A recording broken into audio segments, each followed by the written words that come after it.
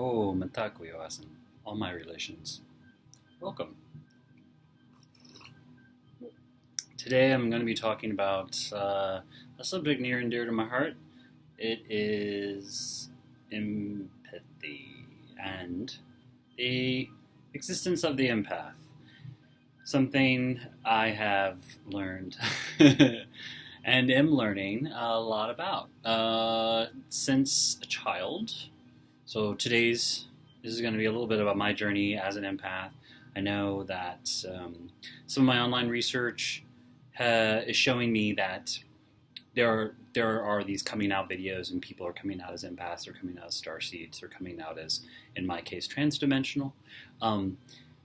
Many different aspects and variations, because it's a complex universe, and therefore our identities are complex.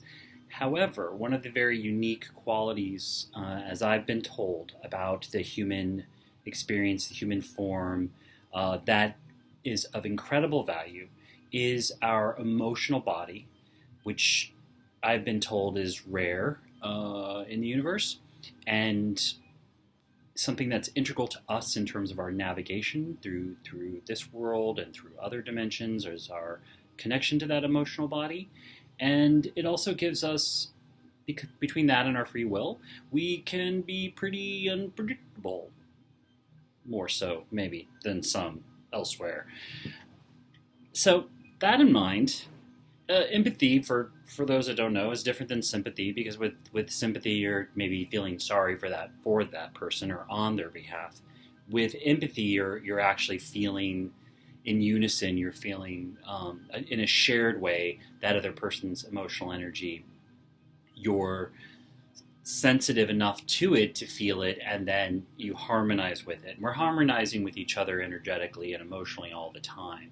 This is not this is cute. This is not this is not anything new.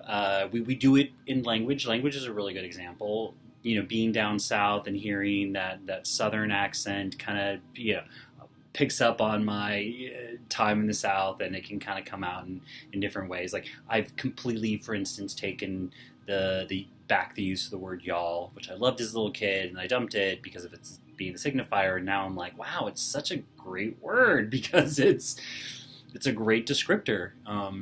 And it's non-gendered, and that's really cool too. So my path as an empath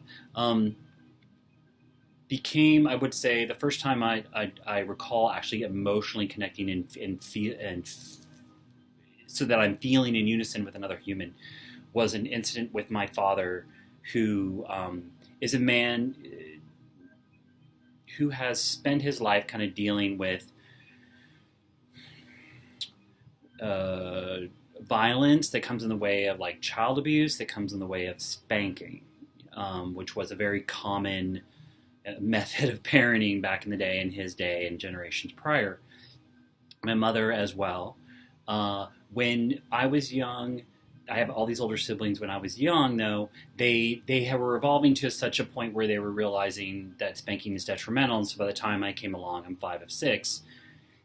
The spanking was on its way out. It really was no longer a part of parenting for either my mom or my dad. My dad especially, in part because he wasn't, after the divorce when I was 5, I didn't really have a lot of interaction with him. I maybe see him like once a year, talk to him on the phone and stuff like that.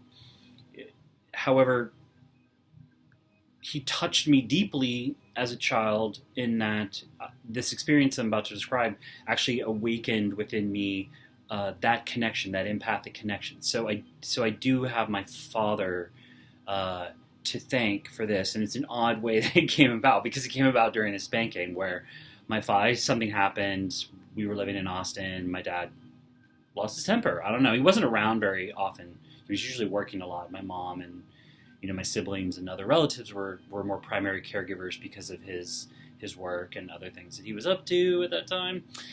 Adultery. And so he was home for whatever reason. He was looking after me. I did something that annoyed the hell out of him. Who knows? I was a cute little kid, but I could be very curious and insistent. And he picked me up, he spanked me, he was seated in a chair. I felt, I wasn't used to being spanked really because I was a pretty good kid. I was a really good kid. And so then afterwards he started crying and he pulled me to him and he was holding me and he was crying. And I, for the first time, was aware of both my own feelings of being upset and feeling the physical pain, and I was also very aware of feeling my dad's inner conflict, and his inner conflict really like tuning in, tapping into that inner conflict and feeling that in unison with him was very confusing to my young self. Only because my response in my head, and didn't say this out loud, but this was my heart response back to him. If it makes you feel bad, why are you doing it? If this isn't anything that you want to do, you can stop. So my father went on that path, and we never had, after that incident, that one spanking, there was never, he calm. And I've been with him in some trying times. He to this day, I give him a lot of credit for working that out. Good job, Dad. Changing the cycle of violence with himself and therefore changing it amongst, family. So as that's probably my first real strong, vivid memory of really feeling somebody in unison. And of course, I'm not really familiar with the term empath, although years later I'm watching Star Trek and there was a Star Trek episode called The Empath, and it did air on my actual day of birth in 1968, so that's pretty cool. Years later, there were like comic book characters and characters in sci-fi and things like that where I was first introduced to the term empath, and I was fascinated with the empaths, especially that Star Trek episode I mentioned, because she had this ability to touch people and draw pain from them, and it would appear on her, and then she would release it and let it go. And then there was a comic book character years later that I really loved called Raven, who was part of the Teen Titans, and then the Teen Titans got a reboot when probably around the time I was in 6th, 7th grade, and they redid it and they kind of made it more X-Men like, and it was cool. And I followed the series for many years because I was always like interested in these young teen. As I was becoming a teen superheroes. And one of them was an empath, and her name was Raven, and she had, it was interesting because there were some real great parallels between, her upbringing and this sort of demonizing of her father, who was an actual demon, demonizing of her father, and her being brought up in this faith that, where people weren't, there were like monk robes and different things. It was a very religious upbringing. And she had a spiritual teacher who, within the series, said there was a reason that she was raised as an empath, and that was so that she could really stay connected to her emotions, so that she could do the work, because years later she would need to perform at a very high level, and that her ability as an empath was integral to that. A truth I'm finding today, but as a child, it was more like, oh, you're just sensitive, and why are you like that? And thankfully, my father didn't buy into that. My father was perfectly fine, like crying in front of me, and there was no shaming in terms of that. And I again give him credit for that, for modeling that behavior, that kind of evolved manhood. And so, as a child, I was labeled sensitive and arty and and faggy and all these other things, whatever the labels that people slap on you. And I did not view my sensitivity fully as its strength, but I also did not see it as a detriment. So I was sort of in the middle of this, thinking like, I think my sensitivity is a good thing. I feel good about being sensitive and aware in this way. And for people that do not see its value, well, I don't have a lot of use for them. So one of the ways that this manifested as I came of age and I became sexually active, and this is where things get muddy. This is when I begin after puberty, 15, 16, and I'm engaging with people, and there are sexual energies being sent toward me, and I'm, sending them out to other folks. I know now that back then it was difficult for me to make that discernment of when I was feeling attraction toward and when someone was feeling attraction at, because I can look back now and remember times where I may have had sex with a person, and afterwards I would be like, why did I do that? I'm not even attracted to that person. So around the age of 25, I got a big awakening. I had a visitation. I had what do they call it? C5, like a type of close encounter where you're just like with that, individual, that being. And this particular being in this instance, story for another day, that particular contact that we made was a chakra awakening. My chakras were flipped on like a switch through this intervention. And it was during a time when I was feeling a lot of emotions, and it really helped ground me into these chakras. And I noticed that, and into those energies, and feeling very closely and identified with them, and working through them with them. And I immediately was able to. I've been sensitive to people, but I was able to differentiate more finely and communicate a lot better. A side effect of that, which was kind of crazy for a couple of years, was that I got this instant bullshit detector. Like, you cannot lie to me. I'll read it really, really easy. And in the same instance, like I cannot lie. It's just like, it's very, very difficult. It was always difficult, but especially so. So there's this now awakened sense of sensing when people are lying, and it's a confusing one because. And I'll tell you, because I think the best way that I found this out was many years later in a relationship with someone where I would sense that they were being dishonest, and they kept insisting that they weren't. And I thought, well, this is really odd, until I learned that actually humans are one of the few species that can convince itself of its own lies. Like, we're so good at lying and creating lying and believing that we can create a belief system built completely around lies and get ourselves to believe in it. This can also be a strength. And at the same time, in this incident now, I'm reading like he's lying, and I'm also reading like he thinks he's telling the truth, or he's unaware that he's lying, or he's convinced himself of this other thing. So I started getting, more refined, and I have to say that a lot of that is due, thankfully, to a reading that I received from my uncle's partner. He's a psychic, and he's been a psychic since he was very young, and he's very talented. And I had around the age of 30 or so, I had my first reading with him, and he just calls in your higher self, and you have a conversation. It's real basic and profound, and then he records it so you can review the notes later. So at that reading, there were a lot of things discussed, one of which was my abilities as an empath, and what was happening at that time, where I was taking on people's energies to the extent that I really was no longer rooted in what my own emotional state was. That I was reading everybody so much and so well, and taking all that stuff in, that I was no longer able to know myself.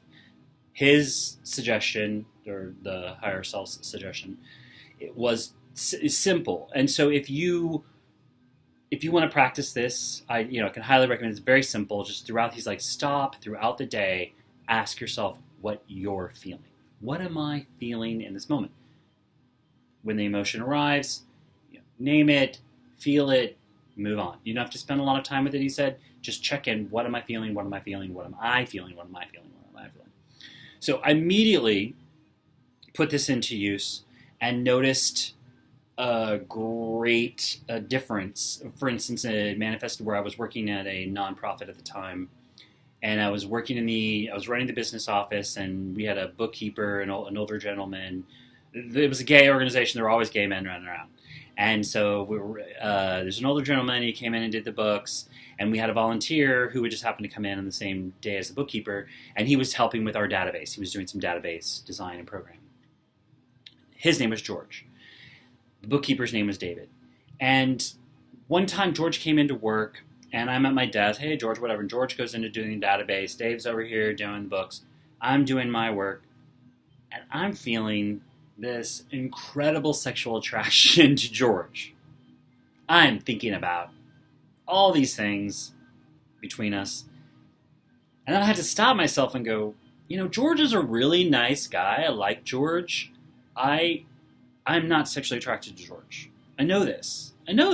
So, why am I feeling all this? So George gets up, He's working on his database. He gets up, hey guys, thanks a lot. And he takes off and he leaves. Bye-bye, George. And as I'm sitting there, it occurs to me, David's a person who keeps his cards pretty close to his hand, his hand close to his heart. And I knew this from our being friends and being in this community. So I turned to David and I was like, hey, do you think George is attractive? And he's like, oh yeah, and he starts, yes, and his energy's really, really, wow, you wouldn't know he was feeling all that because he was so quiet.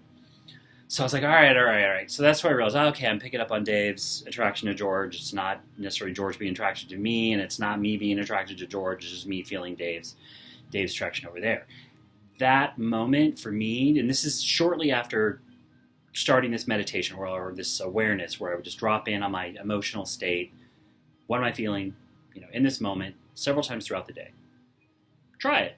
If you are at all, muddied, you feel or unclear in your emotional states, or you feel sensitive to other people's.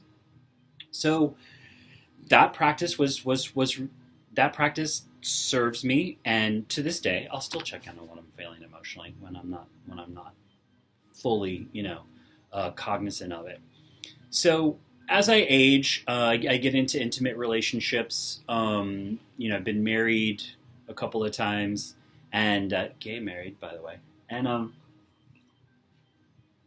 so sex with my partner it also changed, because whereas I could sense when my partner was, feeling amorous and wants to make love, sometimes there's all these people tell you all these approaches to sex. You'll hear someone say, oh, when everybody's in it just for themselves and what they want, it's the best sex possible because everybody's there just doing what they want to do. What I found over time, which was interesting for me and very fulfilling. I'm not sure if you're not empathic or empathic to this degree or whatever. This is uniquely me. However, I could sense my partner's pleasure, because I'm empathic, and so therefore anything that I do that helps accentuate that pleasure, it gets into be a feedback loop, and I'm feeling the pleasure my partner's feeling, I'm giving pleasure, I'm getting pleasure, and it just becomes a real beautiful energetic exchange. So it's very, very powerful to create those conduits. I also did some training in, tantra and tantric practices and sexual practices. I can highly recommend that. Also became a yogi and developed a meditation practice. All these things are lending themselves to my maintaining a healthy, energetic body, and especially my emotional sense of self as an empath.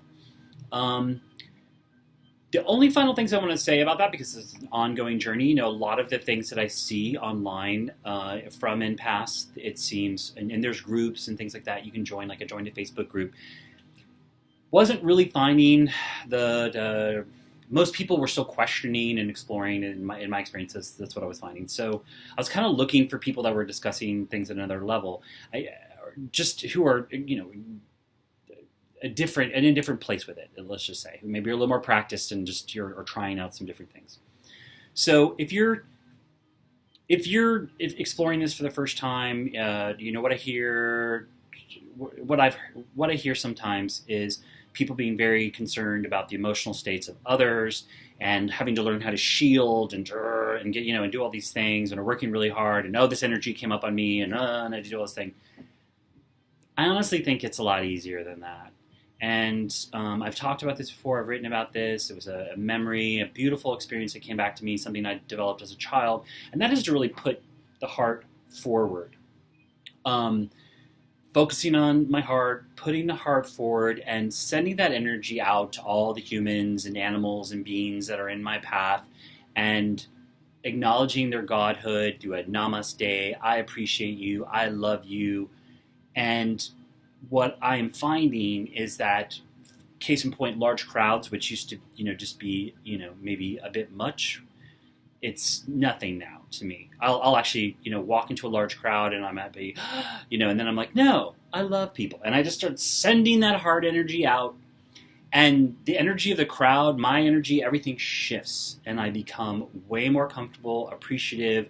The judgy, negative, part of my mind is no longer engaged, and I'm able just to accept, love, and appreciate people and just enjoy myself. So if you want to try that, it's very simple. Give it a go. If not, hey, you got some tips to share them as well. We're all learning from each other, and thank you very much for giving me, my time's up. Thank you very much for giving me this opportunity to discuss with you the whole Mitakuyo-asen, all my relations.